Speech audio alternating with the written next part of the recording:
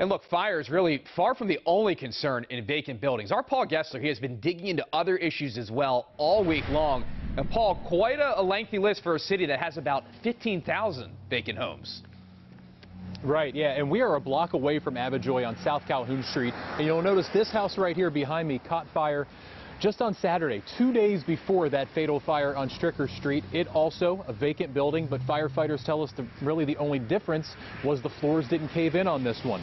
In theory, vacant homes should be boarded and secure, but we have found that's not always the case, leading to other dangers that in and around vacant buildings. 15,000. It's sad, actually. That's how many current vacant buildings the city tracks. You take the vacs away, you take the crime value down, basically. The Stricker Street property had been vacant since 2010, the latest of a long line of fires at vacant buildings, but that's just the start.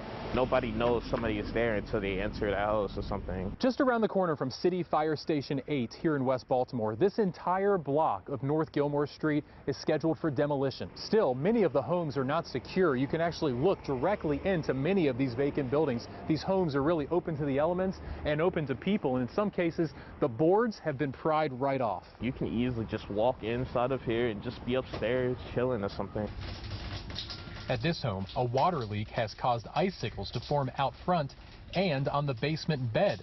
You can see from the exposed window. In 2020, a body was found inside a vacant property here on Argyle Avenue in West Baltimore. And city police tell me that they don't track every body found, but they do when it results in homicide investigations. And dating back 5+ years, we've had 22 homicides in or on vacant properties. On property or near, the city has long pointed to the sheer presence of vacant buildings as a cause for crime.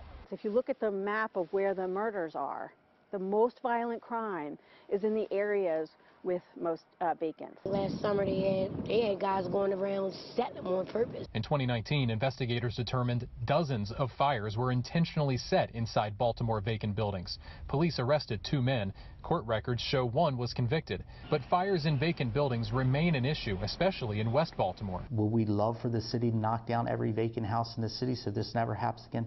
Absolutely. Until then, we will continue to do our job to protect the citizens of Baltimore.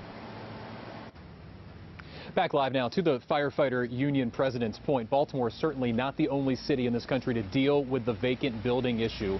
Detroit, for instance, has its own demolition department, and in the last 7 years, they've demolished about 20,000 vacant buildings. To put that in perspective, Baltimore City only has a target of about 500 annually.